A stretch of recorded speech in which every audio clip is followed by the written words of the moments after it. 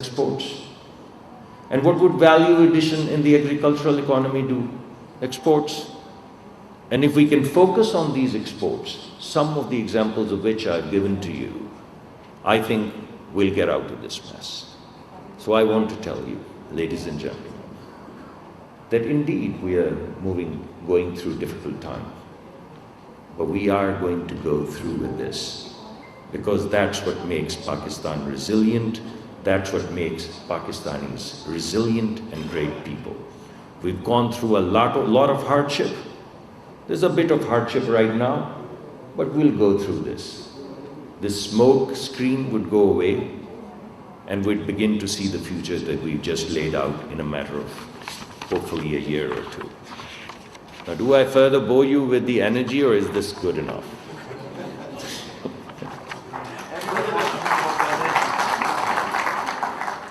I think this man is against you. I know that you would have been very happy and you would have clapped louder if I had walked. But this man has challenged me and said he wants to know about energy. So I'd bore you a little bit more. Look, we are a large country. We're about 240 million people. And we are growing at about 1.8%. We're also poised to grow between 3 and 4% GDP sustainably. That's the target. That's the sustainable growth target that we have. If we just look at our population growth, because every person born is going to require energy, our energy needs are going to grow from 85 million tons of oil equivalent to 117, 120 million tons of oil equivalent. That's significant increase from 85 to 120. And if we are able to, as we are committed to, grow as much as we are saying, modest 3 to 4%, then these energy needs are going to move from 85 million tons of oil equivalent to roughly 170 million tons of oil equivalent, which means our requirements, our needs are going to double. That's a challenge, because we need to have energy access. That's the first challenge. But that's not the only challenge that we have. We also have a challenge of affordability. Even if we are able to have energy, how good is that energy if the people of Pakistan cannot afford it? And right now, if you look at the affordability matrix, it's creating a lot of hardship. And it's because of this hardship that we are coming up with all of these plans, the federal government plan to give 50 billion for the first 200 units of electricity, and the provincial government to give another 14 rupees, support per unit, up to 500 units. So that clearly tells us that not only do we need energy, but we also need affordable energy. So that's basically the second important challenge. And the third challenge is that while our carbon footprint is minuscule, if you look at the heat map, you won't even find Pakistan anywhere in terms of its carbon footprint.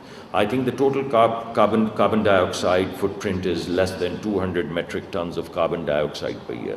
That's negligible, not even a dot. But we're still the 5th or 6th most vulnerable country in the world. We're vulnerable because we're lying like a valley at the footsteps of the Himalayas. And if the climate changes, we get washed away. And you're seeing a lot of flooding, you're seeing a lot of climate change, and you're seeing a lot of detrimental impact of this climate change. So our third objective is to make sure that whatever we do it in a sustainable manner. So we have 3 objectives: access, affordability, and sustainability, in exactly the same descending order. Why do I say descending order? Because countries that don't have issues of affordability and countries that don't have issues of access only have issues of sustainability. So the language that they speak is very different from the language that we speak. For them, the romantic idea is sustainable energy. For us, we have to take care of our people, supply energy, make it affordable, and make it sustainable in the same descending order. So those are our objectives for our energy strategy. We've built this energy strategy based upon 5 pillars. Number 1, indigenization. Number 2, optimization. Number 3, electrification. Number 4, liberalization. And number 5, innovation. So 5 pillars. 5 pillars which are going to give us access, affordability, and sustainability. What do these pillars mean? In terms of indigenization, which is the first pillar, first thing that we are doing is enhancing domestic production. And as you know, we have concessions that we've put out for domestic, for our on-land assets that we put out for bidding. And we are in the process right now of putting out offshore assets. We would like to produce energy in-house as much as possible.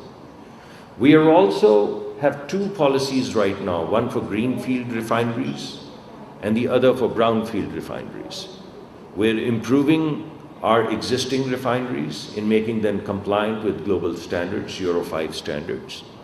We are also in the process of negotiating with global investors for a large 350 million barrel oil refinery. Why are we doing this? Because we want to indigenize. We want to produce crude as much as possible. We want to produce gas as much as possible. And we also want to refine it in-house so that we don't have to pay the premium for the refined petroleum products. And this way we'll indigenize. Our second pillar that we have is optimization. What does optimization mean? Basically, we have a lot of energy loss. We have a lot of energy loss at our distribution companies. We also have an equal amount of energy loss in the way of UFG, which is unaccounted for gas, in the way of losses with our SWE companies. So we right now have a strategy through which we are going to contain these losses and optimize the system. We're in the process of privatizing our distribution companies, DISCOs, you guys know about it. And simultaneously we are preparing and corporatizing our distribution companies, gas distribution companies.